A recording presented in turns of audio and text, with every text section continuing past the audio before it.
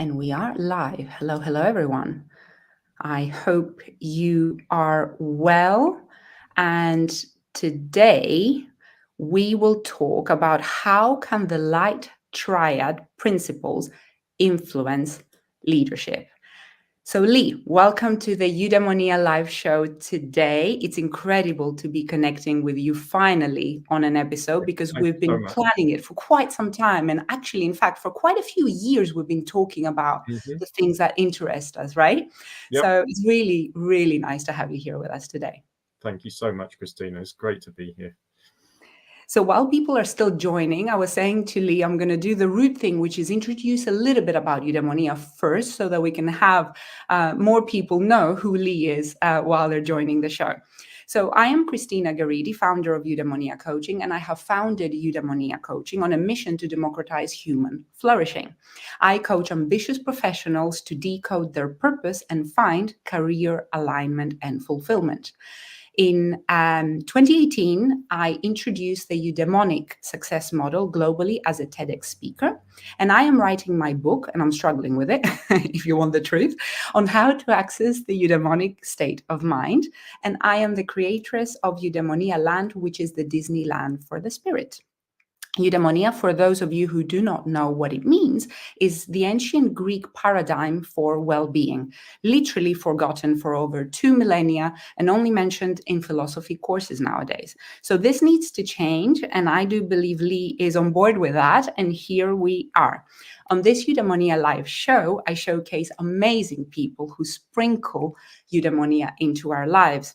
So you will probably see the connection why I am so excited to have our guest today with us. So Lee, it's time to introduce you. So Lee Norris, your full name. You are part of Change Innovators, as you have on your title here, and you are part of the Faculty of Leadership and Leadership team. And you're an experienced leadership coach and change consultant, having 30 years experience in a range of sectors. So Lee specializes in ontological coaching practice, and whilst completing his master's in arts in coaching and mentoring practice in 2023, he developed a theory of light triadic coaching, which we're going to be basically talking today.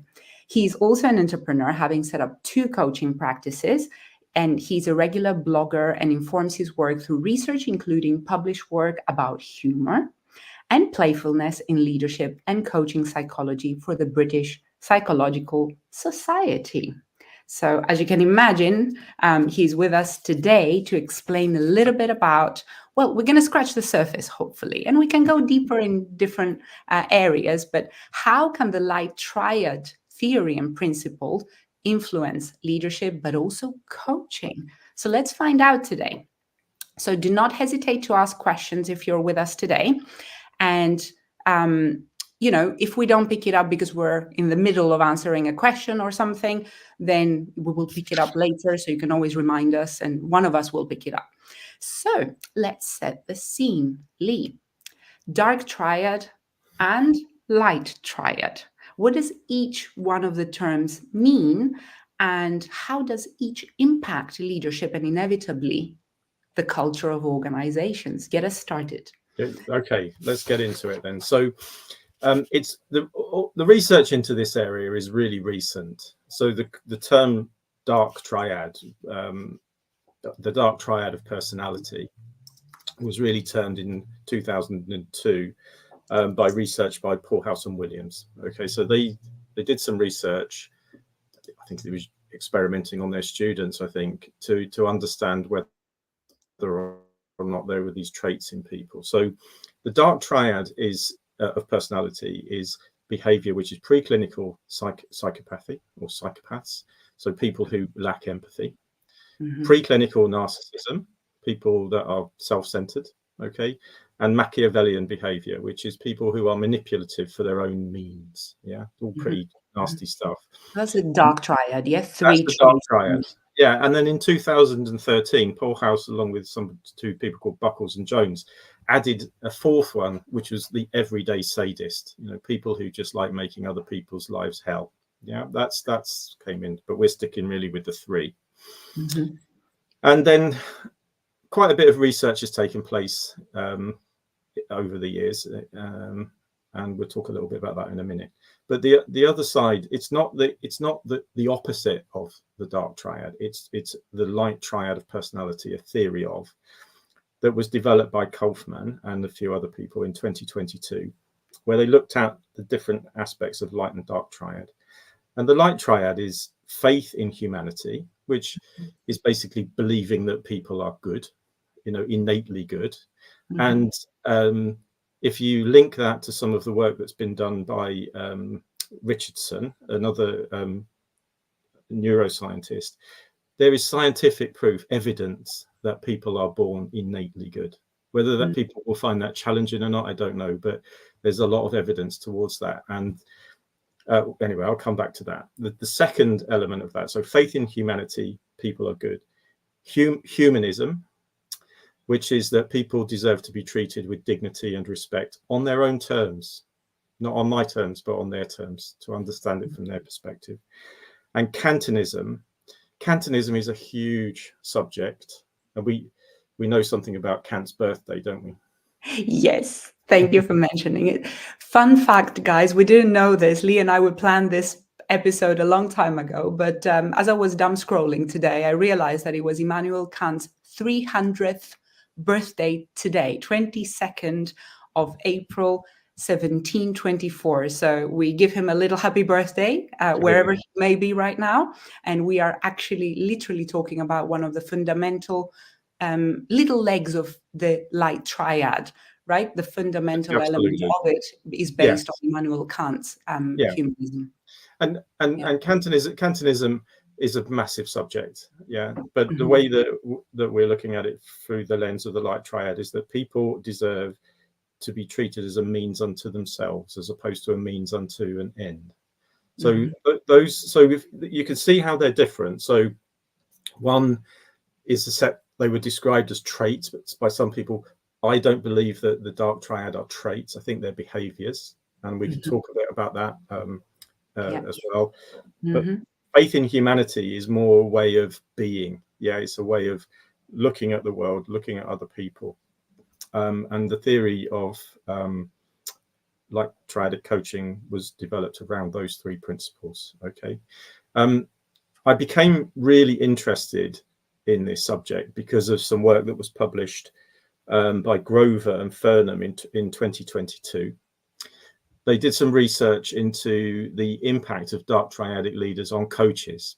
And part of what they discovered was that some executive coaches also exhibit the behaviors of dark triadic behaviors. And at that point, I thought, hold on a minute here, what on earth is going on? Can you imagine if we've got leadership in organizations, which, there is a tendency for it to be dark triadic, if you believe that. And then we've got coaches who are also dark triadic. What could possibly go wrong? So that was the hook that kind of got me into it, with a bit of definition about what they are. All right. Okay. So, wow. So thank you for getting us, in the easiest possible way to start going into the concepts of light triad and, of course, dark triad. And I think, as we were saying, this is very much relevant to leadership, but also the coaches that help the leaders out there. So any coaches, any HR, professionals here, I think you will probably come across it, if not already come across it in your professional life. And of course, how that, impacts culture in the end. And we were just chatting with Lee before we came onto our episode today, and we're saying no founder, no leader in an organization wants their organization to be toxic, right? Nobody wakes up, no manager, no leader wakes up in the morning genuinely intending to make other people's lives hell at work and actually go, at least, being a little bit influenced by the light triad. I don't know anybody who genuinely wants that when they go to work and they say, right, I'm going to be terrible today. But that doesn't mean that doesn't happen once we have walked through the door of our workplace, in our offices, or in our virtual working environments nowadays. So the second question is, you already hinted on this, is, okay, well, I got to know your work because you interviewed me for your MA thesis, actually.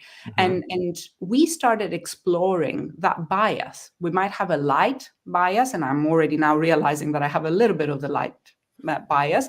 Although in my workplace, I cannot say to you honestly, hand on heart, that I haven't exhibited dark traits as well. And, you know, let alone now you put me under the lens, and I'm thinking, well, as a leader, okay, I may have known, I may have not known, but as a coach, oh dear, you know, what is my bias now, and how do I bring it to my clients? So what happened from the moment that sparked your curiosity and you discovered, you know, okay, if we don't do this and we don't do that, then we have potentially a problem at work. So tell us a little bit about what you discovered and how you ended up doing your thesis in the first place, and of course the impact that has in leadership and cultures as a whole. Yeah.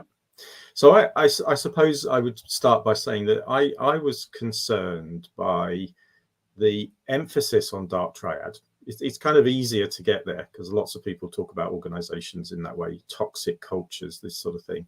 And I became concerned that there was too much emphasis on that. Yeah, that actually, all right, it's like a label, and then it's very easy to label other people. So for me, it became very important to get out there and actually speak to some practicing coaches and executive coaches to really understand from their experience. Is, you know, what do you think about this? So I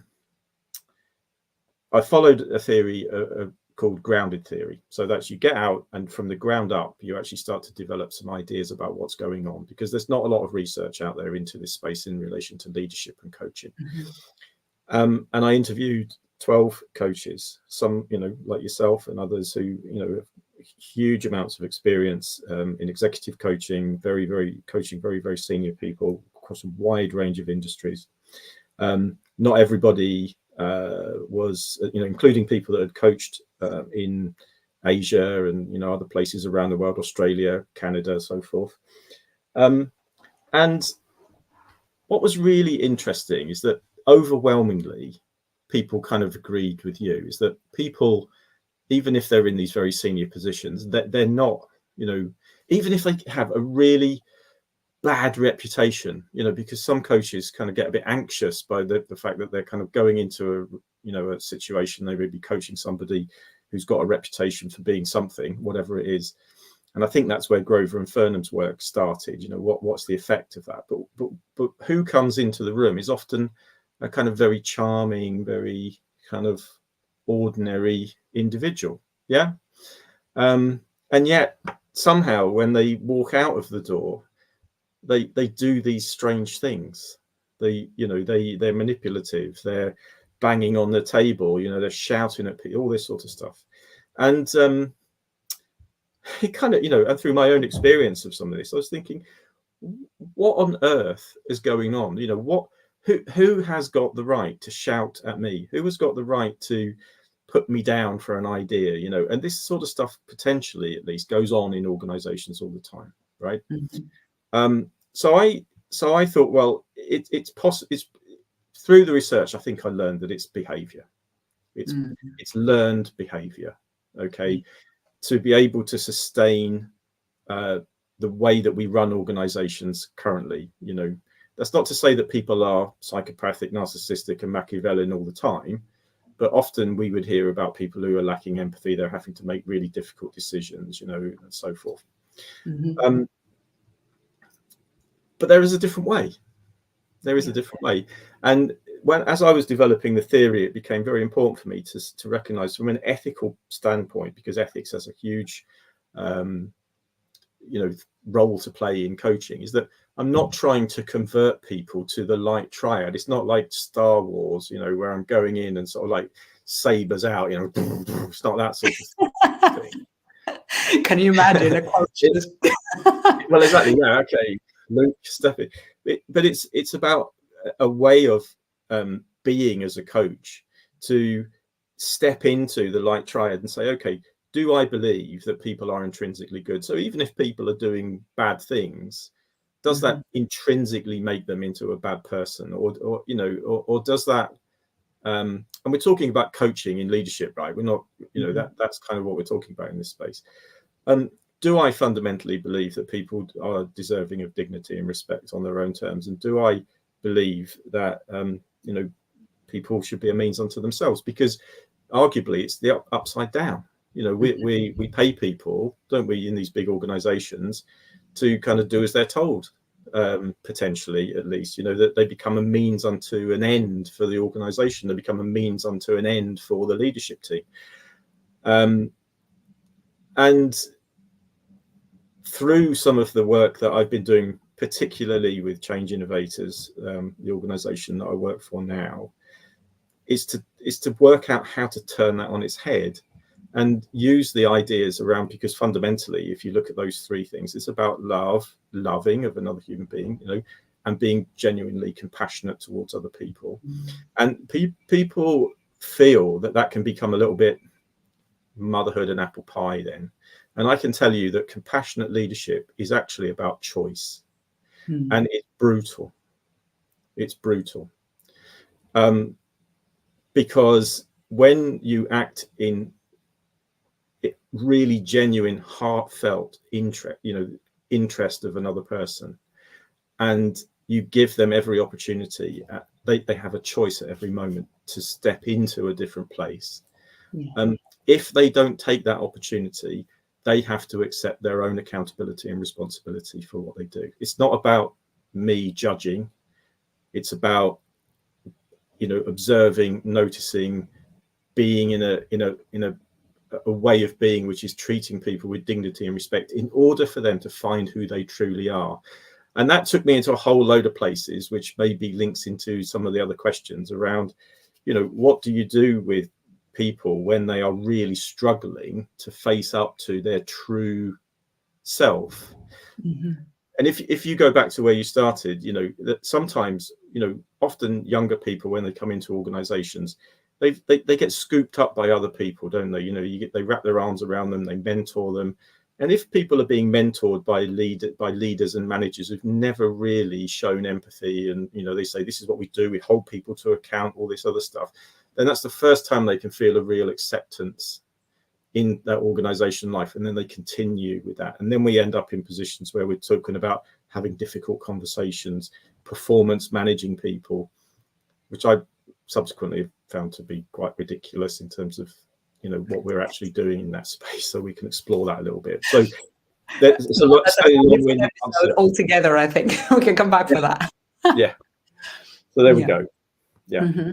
Yeah. No, thank you very much for sharing this, because there's so much, and well, I can definitely testify from my experience that I know what it means, at least the impact on mental health for any of us when we walk into an office where our direct manager, leader is unempathetic, unable to hold space for us, doesn't believe in our innate ability or in innate good nature, and they take everything as a threat, everything that we do as a threat, then we start behaving in a way that's non-authentic to us. And I can definitely say that for all of my clients who have helped me realize what the impact of that is in their lives, let alone the amounts of sessions and therapy and so on that we all had to go through in order to be able to reconcile that part of us that has been so wounded throughout these relationships. So I guess it's interesting then, when we are faced with a leader who, you know, have an inflated ego, may I say. I'll go into great lengths now to describe an example. And, you know, they, I presume, feel probably under threat to have to put up a persona like this. And they have been either threatened or felt at risk, and therefore they need to be able to gain back the power that they have had before, perhaps a failure, perhaps a misunderstanding at work, and so on. And we have to deal with their ego, right? And, you know, they may resort into Machiavellian behavior. They may have to use, you know, manipulate situations or manipulate results, fairness, trust. And you know, I was reading another book the other day, literally just before, you know, our episode, and I thought how wonderful that you know, I came across a study of Babiak and Hare, and they talk about, you know, that personalities out there, 1 to 4% of the population displays dark triad traits, they say. Obviously, we can argue that point in a moment. That means that 1 in 25 people out there are, you know, displaying those traits, which means we can't really avoid them. We will meet them either at work or in life. So, and these people have lack of empathy. They are pretty Machiavellian. They might be the everyday sadists, as you said. And, you know, how do we actually, first of all, well, deal with them? But actually, previous question, I think that's probably an easiest question, maybe. So with these people, it's inevitable that I have to say, well, they are Machiavellian. I have to judge. I have to protect myself. So that's my instinct. I have to say, oh my God, they're one of these people with dark triad traits.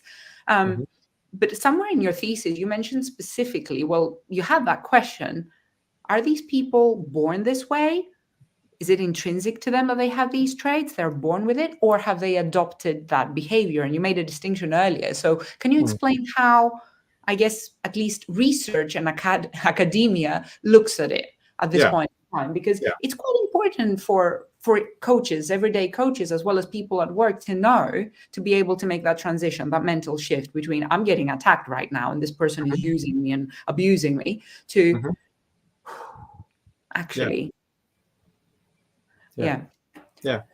So we all, one of the things that we all are intrinsically is human beings. We know how to be human beings, okay? And we're capable of a great deal of things, you know, love being one of them, you know, and I don't mean romantic love. I'm talking about that feeling that you get when you're doing what you really love, you know. So if you're on holiday and you're walking along the beach and you drift off because actually everything around you feels just amazing, is that feeling? You could argue that there's elements of eudaimonia in that, right? So just to make it relevant to the work that you're doing too, which is important. But that is kind of how we're meant to be. We're not meant to be filled with fear, yeah. And yet many of our organizations are, because they are using fear-orientated behavior. If stress, for example, right? We're all stressed. There's nobody who hasn't experienced stress at work. Yeah, so stress is something that happens as a result of feeling as if you need to get out of there. And there are lots of little micro things that happen every day in businesses and in life in general, whereby, you know, let's just take an example of giving somebody feedback. You know, who likes feedback?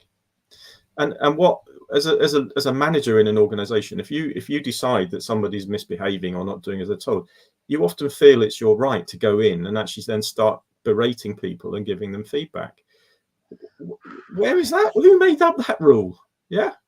Because you're taking away choice, you're forcing me into a position where actually I'm probably filled with all the wrong chemicals because I'm being attacked.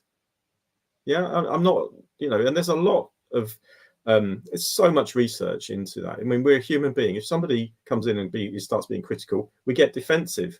We start to kind of, you know, become hyper alert to the environment. That's not good for production, right? It doesn't make you feel brilliant. In fact, the research shows that as a kind of a minimum, that type of environment where people and I think managers do use fear, you know, they could, because they think when this person's, you know, I need to come and see you, come into my office. Well, you're fearful about what's going to happen in some cases.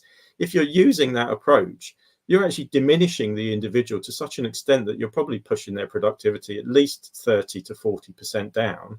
And then it becomes a vicious cycle. You know, of course, they're going to underperform if they feel threatened, right? And that's not the job of a manager or a leader. So you know, earlier you were saying, you know, nobody goes into work saying I'm going to be a bad manager, but then they get in there and they've never been shown how to be a good manager. Spot on. That's exactly the point I wanted to make. And sorry to make a little parenthesis. Literally, I was writing up notes for one of my clients, and she's not the first one who said it. You know, and I've had many situations before where I know for sure that people have not been trained to be a manager. They have to do the day job and everything else on top of suddenly manage a person or two or three or four, with no training, with not having been shown how to communicate. We just assume that because you got promoted, because you were good, you just have to figure out how to encourage people who have different personalities across the board to be able to bring the best out of them.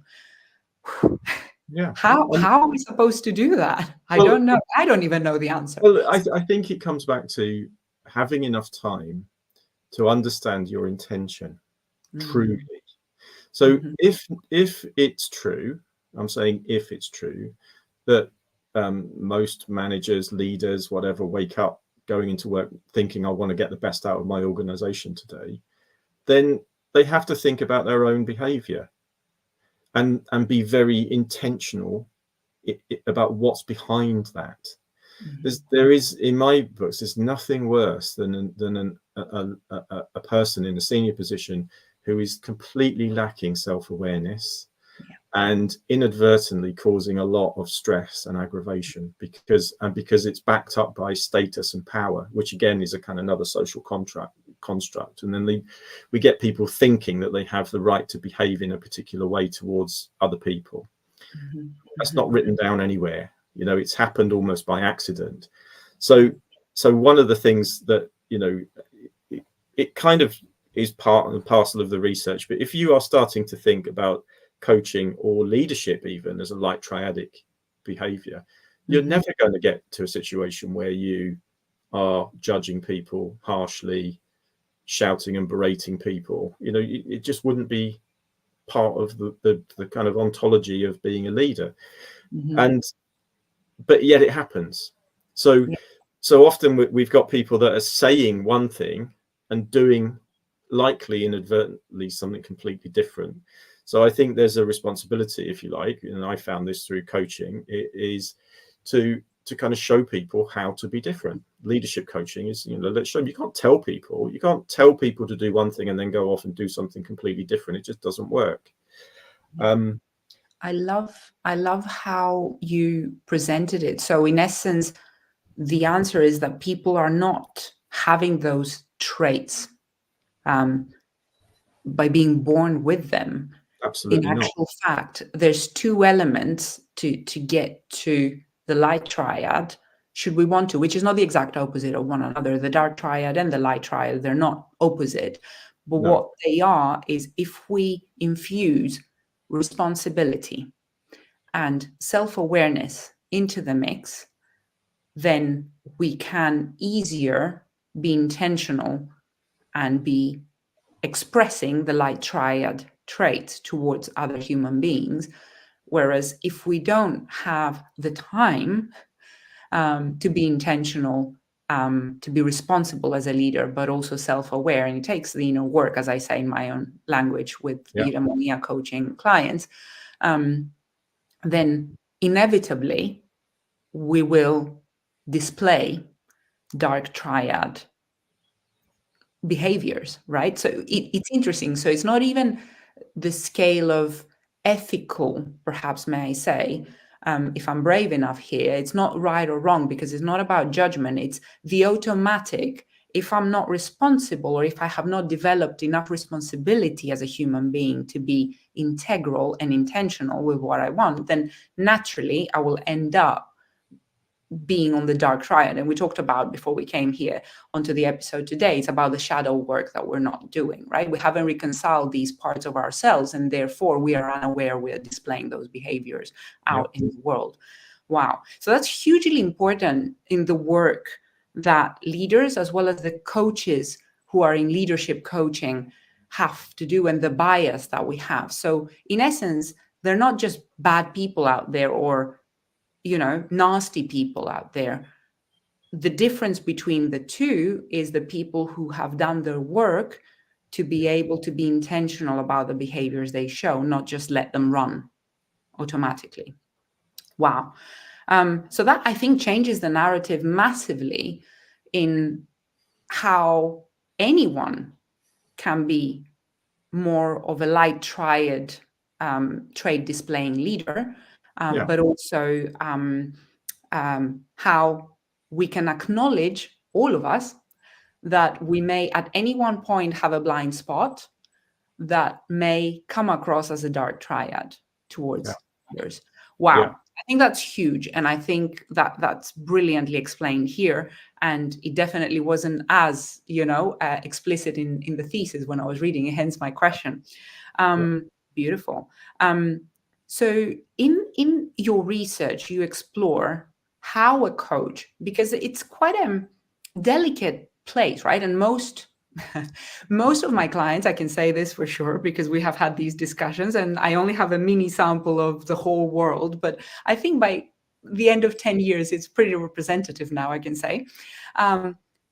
Most of my clients who have worked with, you know, coaches in a corporate environment, they haven't felt safe, especially when the coach was imposed on them as they need to fix themselves about something, whatever it was, whether it was performance, behavior, whatever. In your research, you explore how a coach can actually help a leader at any place, in any position, who demonstrates dark triadic traits to create a mental shift. And I think this is extremely valuable because it's such a delicate place to be when somebody walks into the room. As you said, they're a pretty charming person, but we all know, organization, coach, and employees included, that this person can be demonstrating the dark triadic traits. So how can you shift a person? Because it's a massive piece of work for the leadership coach, and especially if they're not aware of their own biases, which is the question I pretty much, you know, asked before that you were going to say. Sorry for changing the order a little bit. So how can we take somebody as a coach and as a leader who we know now how the dark triad works to start making their own work unfold? I think it is very likely true that people will want to do it. This isn't a kind of coercive process. I think dark triadic management, dark triadic leadership leads to coercion in organizations, even subtle coercion. You know, that deadline's coming up. Where are you with X, Y, Z? You know, you're asking questions which are quite transactional. And that really worries me, because so much of the narrative that we have in our organizations these days is about KPIs, various other things. They're just the carrot and the stick from 150 years ago, translated into modern parlance, but they dehumanize, don't they? They, you know, where are you with this KPI is not as everyday transactional. It is an everyday transactional conversation, but how many people fundamentally in the morning wake up thinking, I want to be more effective and efficient today? They don't, you know, they want to be happier. They want to be loved, you know. And I think that part of it is getting people back to an understanding of that what's happened is that you kind of severed people's ability to use their heart. And your heart is a powerful device. It's a very emotionally centered device. It has its own brain. You know, there is a brain in your heart called your heart brain. And it's known, you know, scientifically now being proven to be the kind of center of a lot of emotional understanding. And it communicates with your brain a lot more than your brain communicates with your heart. It's that way around. And what it's showing us is that more and more of our decisions are emotionally based. We think we're rational. I'm sorry, but we're not. Okay. And there's a lot of research now. And you know, if you we'll talk about maybe some of the things that I'm involved with next at the end, where if people wanted to find out more. But some of it is about enabling people to become more connected with their heart, to take the thoughts out and bring them down to a human level. Now, if you are actually having a conversation with somebody which is a very open-hearted conversation, they feel that. They know that you're doing that. Yeah. And there's different things that can happen.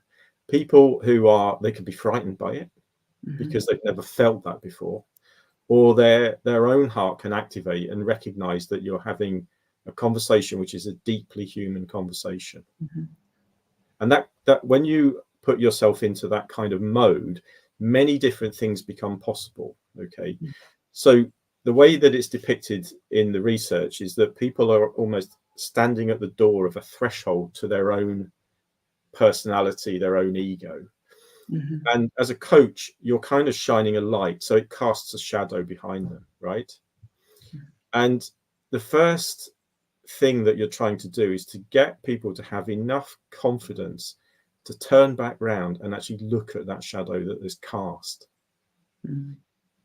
To become curious about exploring that, not anxious, but curious about saying, well, it's possible. There's a possibility that I might be able to change the way that we all cast a shadow, don't we? Yeah, we all cast a shadow. Absolutely. It's not sort of meant to be pious in any way. But then also stepping into it. I mean, God Almighty, Christina, I have been to some really dark places in my life. I mean, I'm not talking in a truly academic sense here. You know, I've been through hell on certain occasions and had to really kind of go back and track through and thinking, oh my goodness me, look, that's what I did. That's how, you know, that's what I did. It doesn't mean to say because I do something that is kind of not brilliant. It doesn't mean to say I'm a bad person, especially if I'm willing to be open-minded and learn. Yeah. I've also met people that have really tried to be, really tried to be hurtful, and I don't believe in any, and sometimes they pretend that they're not. I'm only doing this for your goodly. Well, bloody doesn't feel like it, so, and that's... Don't we hate them when they say that? Oh, exactly, because if somebody, because you do know if somebody's being authentic. And I think that the concept behind the light triadic mode of being as a coach is that you're creating a space which is so safe for somebody to really be their true self. Okay, because it's only when you get to that stage, and by the way, it's a process that takes a long time, but that light triadic way of being creates enough trust and love and space for that person to actually be able to say, yeah, you know what, there's some things that I could really do differently here. And then you're on an exploration together. And the stages are a lot like other coaching stages when you're building trust and you're doing all the other things. But fundamentally, it's when the coach and the coachee achieve a level of congruence, which is genuinely heartfelt. Okay. When the coach has also completely disassociated themselves from the rightness or wrongness of what they're discussing. So no ethics and judgment. There's no judgment of the dignity of the person I've got in front of me. That's right. And often when we talk about forgiveness, we think we're forgiving people. I think there's no such thing as forgiving another person. Forgiving is something that you do for yourself. You let things go. And forgiving is something that other people do. They can let things go. And often it's those things that they're holding on to, which are the things that are creating the behavior, which is less than they would probably like. But in order to get there, it has to be a very, very, very safe space. And it does involve deep work. So, yeah. Thank you. Thank you for sharing the analogy of the door and the light and the shadow we cast. I think that was really powerful when I was reading your thesis, let alone hearing it again. And Ian Hudd, he talked about the heart, how interesting the findings about the heart. You talked about authenticity, the lack of judgment, that safety we can create in that space. And I wonder, what's the relationship then of being able to create that unconditional loving environment and power? Because, especially when we have to do with that construct, as you said, of the ego, the status, the power that gives us the right to be responsible for someone else within an organization, then in essence tell them what to do, when we know our power of making that person's life hell. When, and I hear it every day from my clients. How can we create that for somebody who's above us, even if we are below them in terms of the construct of the organizational hierarchy? Do you think this is possible in that relationship? And that, because you talked about dissociation of that, but actually there is also an expectation from our leaders to be able to do their work. Right? Yeah, I agree. I think that is true. But I think the definition of what it means. So I do think there's a difference between leadership and management, and I think those two terms get very confused. Management is really what for me is the last course of action. Yeah, be a human being first, right? Be a human being first. And what that means is mention exactly that. Does the dark triad behavior get confused with micromanagement? Thank you. Dark triadic behavior can manifest itself as micromanagement. Micromanagement is almost it's one of the worst manifestations of fear and loss of control that you can find in people. But leadership is a transformational discussion. Management is a transactional discussion, and we talk a lot about this when we do the work at Change Innovators. That if you drive the conversation to a transactional conversation, you're no longer doing leadership. Okay, so one of the things that all of us can do, because this is not just about senior leadership, it's about leadership. If you the light triadic scale, the LTS as it's called, that was developed as part of the light triadic work, thousands and thousands of people have done that test, light triadic scale. And going back to your question about 1 in 25 people, the vast majority of people would always tend towards light triadic behavior, light triadic beings, people who are behaving in that way. All right. But even people that are like that still have their dark side. Mother Teresa was supposed to have a very sharp sense of humor, even though she was, and I know humor is another thing, but she had this very dark sense of humor apparently, but she was still a very loving and amazing person. So it doesn't mean that people are perfect. Even these icons that we put up have got their problems. Martin Luther King, he wasn't a saint. You know what I mean? There was all sorts of things about him. However, people become attracted to that. Very, very tiny proportion of people, okay, are attracted to what we might call the dark triadic behaviors. And yet somehow the power, because of the way organizations have been set up, that there's a problem if people are using power, and the hierarchy to get to positions, especially if they haven't really done the work. What they're doing is they're mimicking and learning behaviors which get them to the top of an organization, but they haven't really done the work on themselves. What I'm saying is that leadership is about doing the hard yards on yourself first. And it's that should get you to that place, because actually more people are attracted to people who have done the work themselves. It's like a magnet. If you imagine that your heart is important, your heart is like a magnet. It's an electrical device. It generates a magnetic field and actually draws people to you if you are putting yourself in that mode of being light triadic, treating people with dignity and respect, and you mean it. People become very resentful when they're being told what to do by a very, very small group of people that don't exhibit the behaviors that they're telling you to do. Be kind to your fellow man, do this, do that, and then go off and do something completely different. Exactly. Thank you for... So the everyday person can do something about it, Christina. You can start doing the work and actually start to kind of become more connected and more authentic with yourself. And then you can then start to realize that actually, if somebody's being like that, we'll learn to love them, learn to forgive them, don't hate them, and actually try and bring them around just by being the thing that you want them to be. People generally reciprocate, don't they? So if somebody's being horrible to you all the time, you don't have to reciprocate that. Can I just say, there was a question that came in from Thomas. Yes, exactly. Thank you.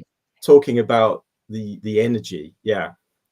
And I don't disagree with this, Thomas. I think that it does require energy. I mean, I've been a very, senior manager in really big organizations, and, to start to behave like this, to start to change and shift things, it does require energy, because you've got the kind of older energy. It's trying to coerce you back into the way of, the rest of the organization. And it does take energy, but I find that you get that energy from those people around you that actually recognize what you're doing and then come to you. More of them do, because there's more of them in the organization. And I think that through surrounding yourself with people that are kind of not necessarily like-minded, because that was the wrong thing to do, because then you start to exclude people. But once people understand that there is a different way to do this, it generates energy, and it generates positive energy and takes away from the negativity. So I would much rather us stop talking about toxic cultures, because they're generated by stuff that isn't, benefiting people, and start to show people how to generate positive cultures. Yeah. Mm-hmm. And the culture of the organization is a manifestation of the behaviors of the people within it and the mindset of the people within it. So if you want a non-toxic culture, stop behaving in a toxic way. It's very difficult. Some people would argue it's difficult to do. All I'm saying is there is a way of doing it, and that's partly what the Light Triadic coaching theory was about, and also then how we feed that through into leadership development and show people how to be different. Stop telling people off, start giving people the space, recognize difference. Anyway. No, thank you, Thomas, for your beautiful question. And I think what I'm learning from Lee today, and I think these are some really important key points that I would like to pull out from what you just shared. It's not about then the leader always having the power, at least the given power from the organizational hierarchy. Actually, the responsibility and accountability can sit with the employee who's receiving this behavior. Absolutely. To actually step up and say, I don't want to be bullied anymore. And in doing so, it's not about kind of, indignating our leader for displaying the dark triadic states, but actually having stronger boundaries, being able to not be the victim, say, my manager did this, my manager did that. It's so difficult, of course, to do that without support. And I think that's where Thomas's question comes in, that we cannot expect our employees to suddenly wake up one day and say, okay, I'm going to do the inner work. It's hard.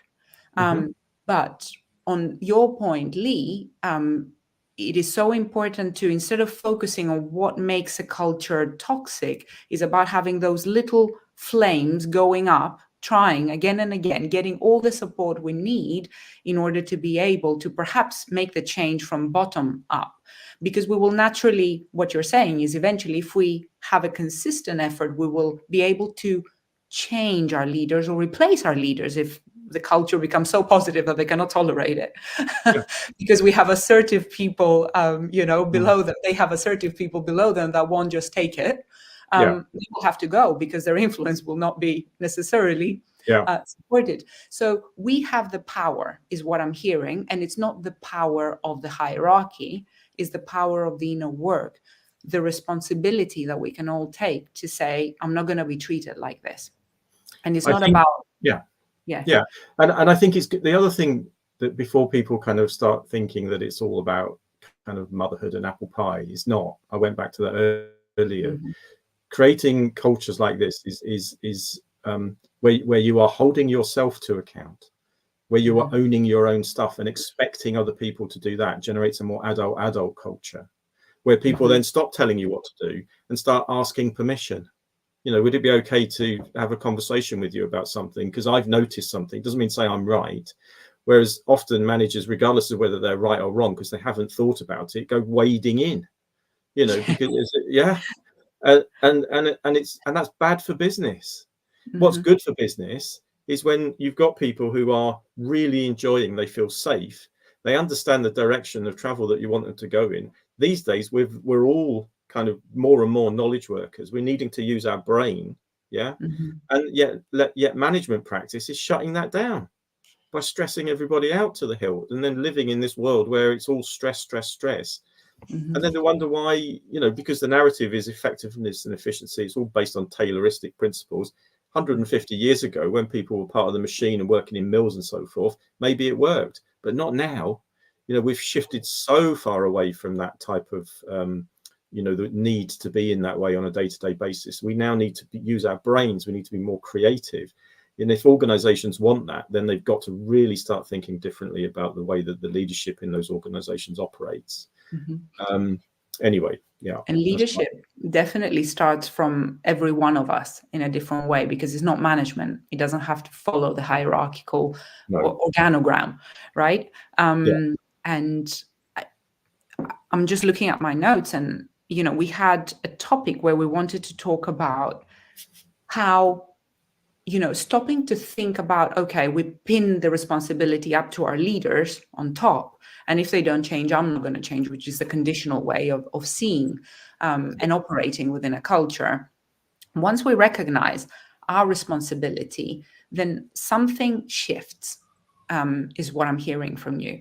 And I think, you know, I wanted to really highlight here and ask you the question. Obviously, as coaches, we both know that it's not a leader, an isolated, you know, case that we can actually shake and say, okay, this leader toxic, let's, you know, fix them. Let's give them leadership coaching.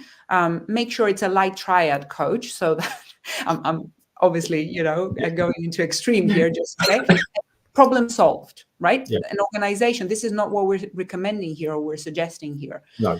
And because we know that there isn't one broken leader, we know that there isn't, it's a whole systemic net that will be uncovered the moment we start doing the work in an organization. All of us will have to hold a mirror in front of us and see ourselves and take responsibility. And we will all find that we have a shadow and we've been casting it on each other, knowingly or unknowingly.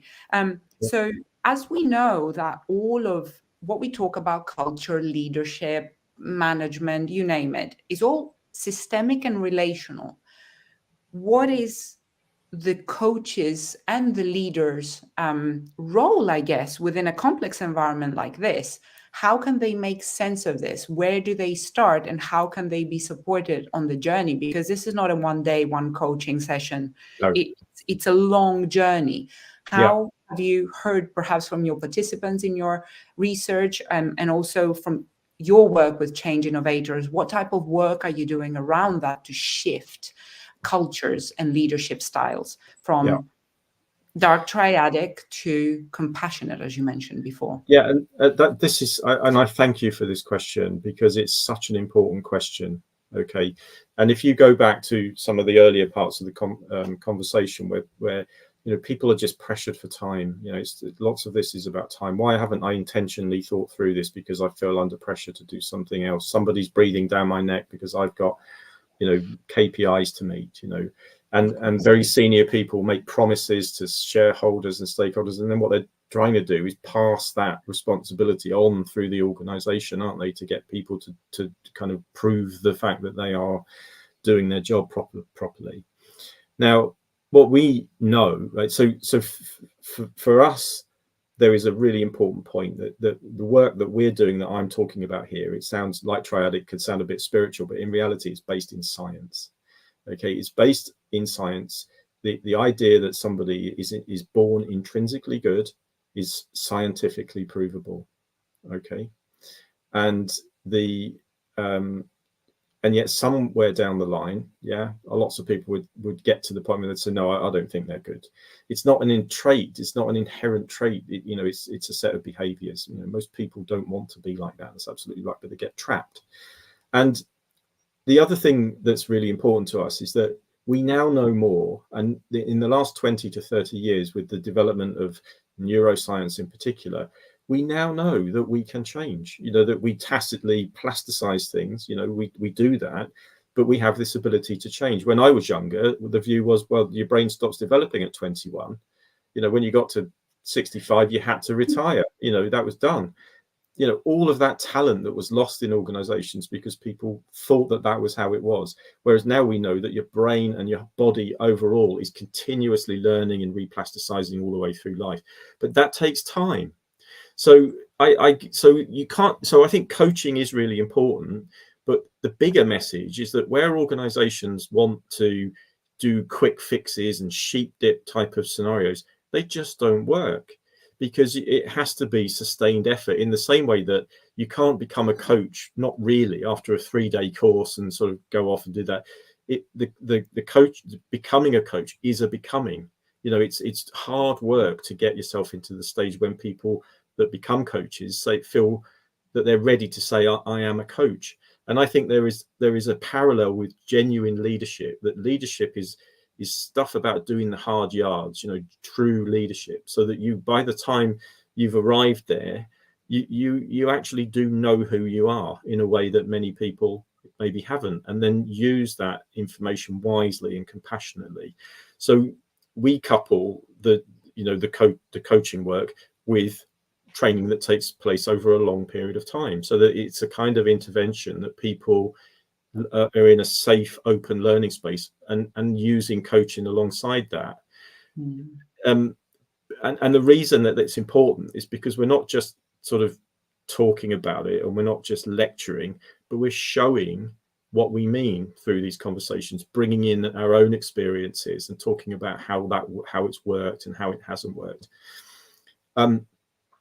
One of the things that I talked about is that I recently got a speeding ticket, Christina, and I was very upset about it, because because I got a speeding ticket, and I decided to do the course. Okay, and one of the things I learned from the trainer was expert is that there was somebody on the course who felt very strongly about the fact that they were caught speeding, you know, but noting that cars these days can go at 80 and 90 miles an hour and they're safe and he was really upset. You know, I did this, I was only doing 77 miles an hour and so forth.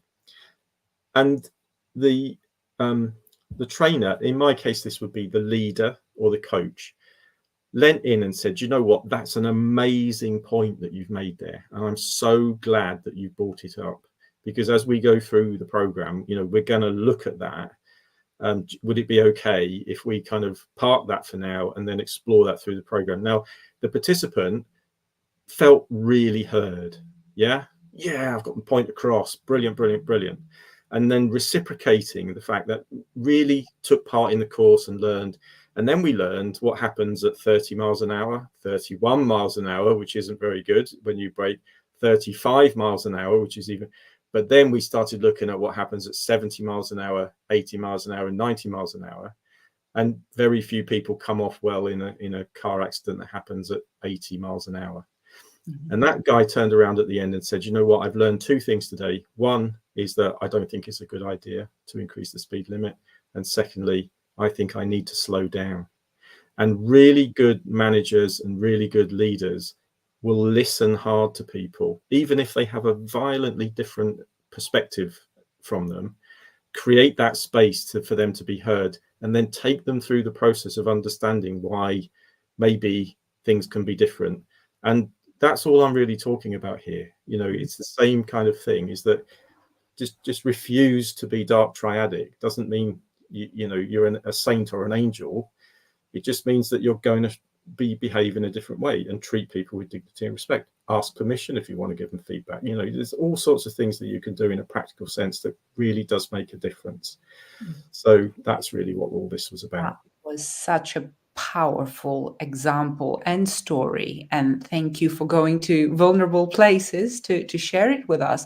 And what I'm sensing from all of this is that, in essence, all of us want to be seen, but there are certain conditions in an organizational context where actually, if we are dark, we cannot be seen, or we have to hide the dark so that we don't see. And this was our conversation when we were, discussing about when you were interviewing me for your thesis.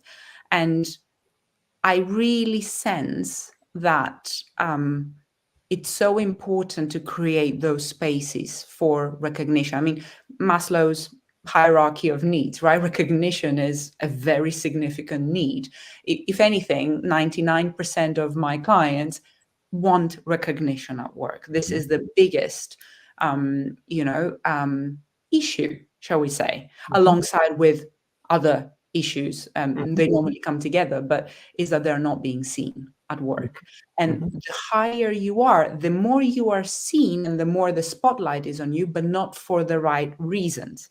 You are being seen to be judged rather than being seen to be heard, the way you described it in your very successful example. And I think that really was penny drop moment for me, that we all need to be seen. We all get seen, but there's so many conditions about when you will be seen and recognized, rather than, whereas when we accept we have a shadow, then we have an opportunity to actually be seen. Yeah.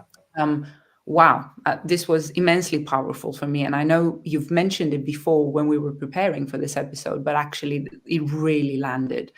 Wow. If any of the audience has any questions around that, or if anything else has popped up, feel free to share.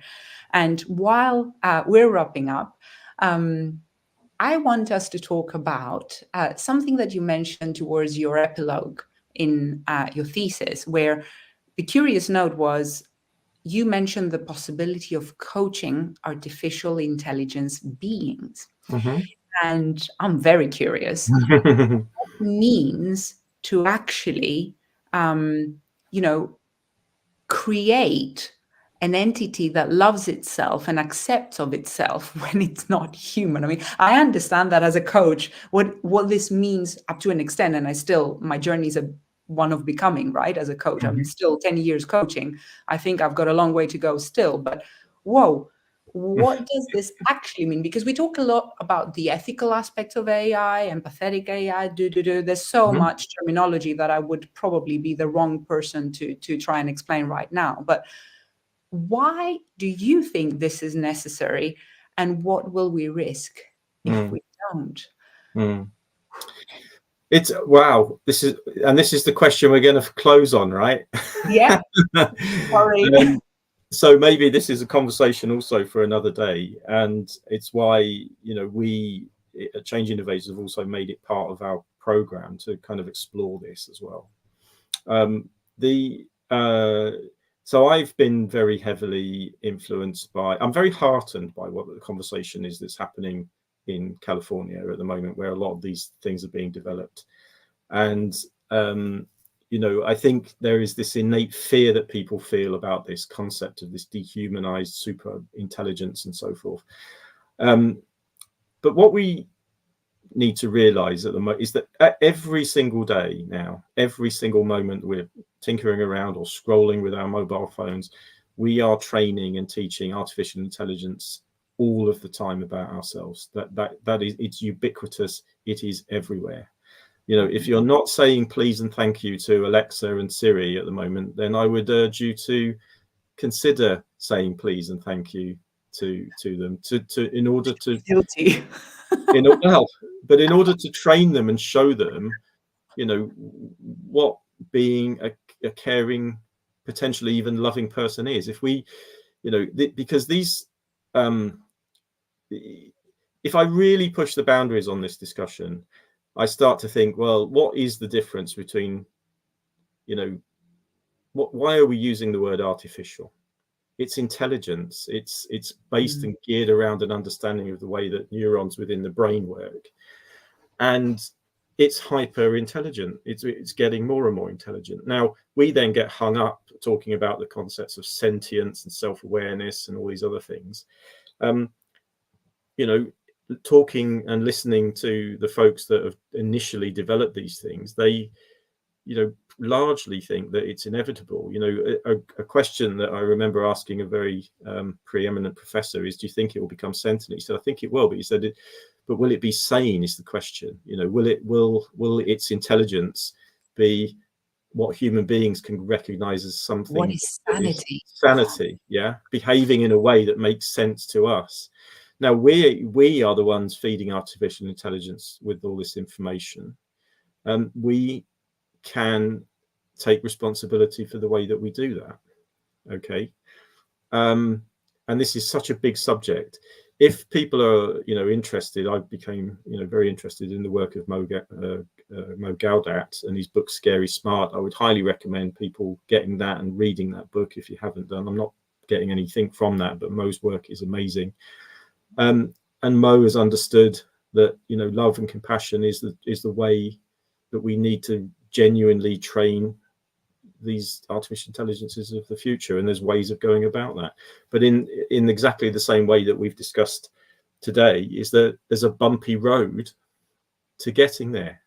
Yeah, it's not straightforward for a human being to make these transitions. And there is an argument that we shouldn't be putting, you know, nuclear weapons into the hands of a child that doesn't, you know. Yeah, so absolutely, democratizing it is a little bit of a question mark right now, but actually will be a reflection of us as humanity back to us. And this is the scary part.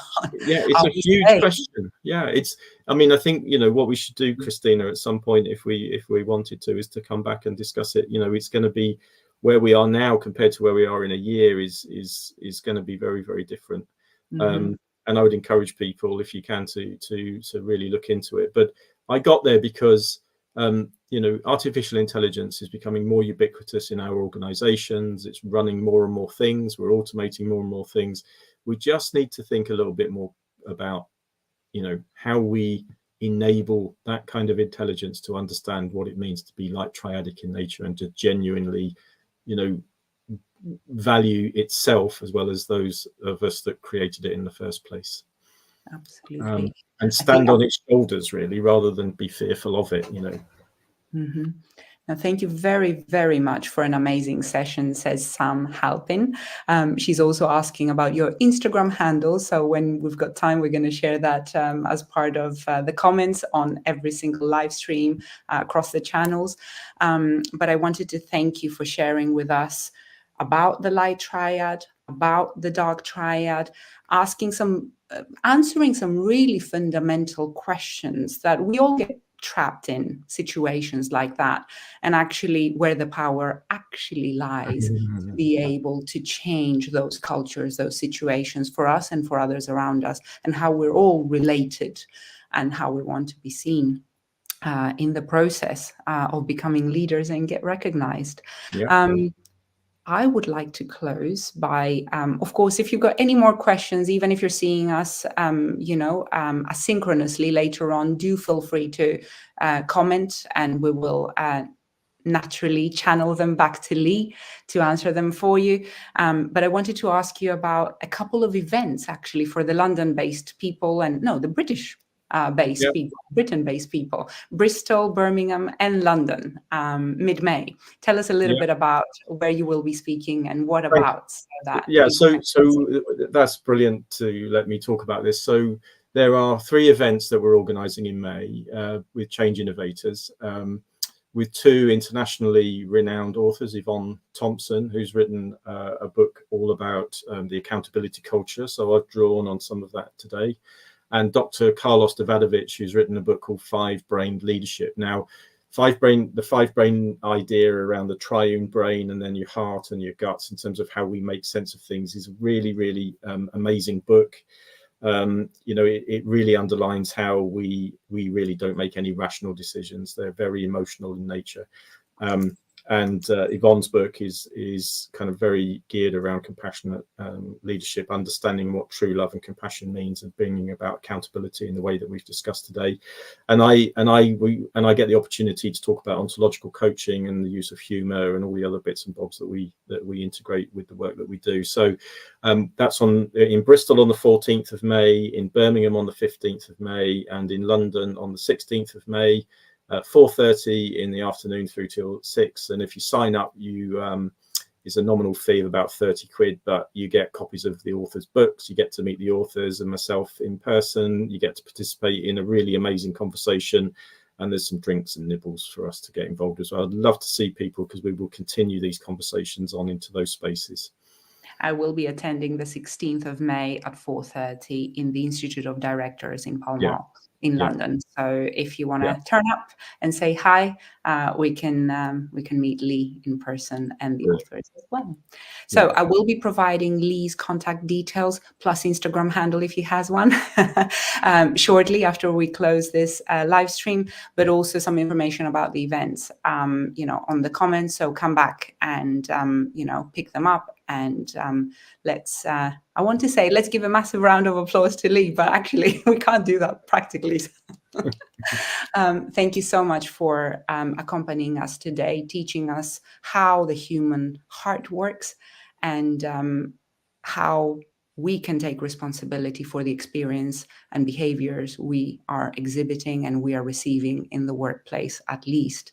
Thank you so much for today's session. Pleasure. Thank you so much for inviting me, and I'll see you soon. And you've got a thank you, highly informative and insightful from a LinkedIn user. I don't know who that is. I'll find out shortly. Doesn't matter. Thank Take you so care. much. Thank you so much. Bye-bye. Bye.